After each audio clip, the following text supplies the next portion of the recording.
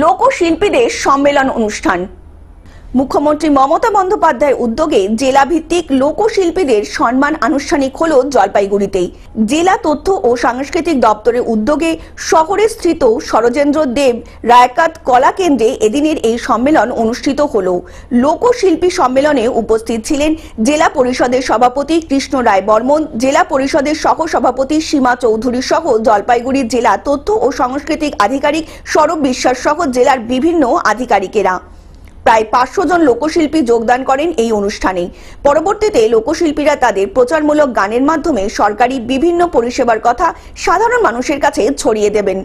আমাদের অনুষ্ঠানের মুখ্য উদ্দেশ্য হচ্ছে যে সমস্ত লোকশিল্পীদেরকে সরকারি বিভিন্ন অ্যাওয়ারনেস প্রোগ্রাম এবং প্রকল্প সম্পর্কে অবগত করানো এবং তার পরিপ্রেক্ষিতে তারা এই ধরনের ইনফরমেশনগুলি গ্যাদার করে অনেক গান রচনা করবেন এবং সেই ধরনের গানগুলি প্রচারমূলক কাজে পরবর্তীকালে আমরা জেলার বিভিন্ন প্রান্তে দেখতে পাবো।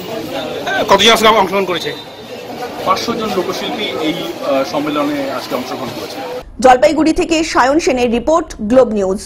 এখন থেকে গ্লোব টিভি দেখুন আপনার স্মার্টফোনেও। গুগল প্লে স্টোর অথবা অ্যাপল স্টোর থেকে ডাউনলোড করুন গ্লোব টিভি লাইভ অ্যাপ। এছাড়া জিও টিভি অ্যাপ থেকে দেখুন গ্লোব টিভি লাইভ।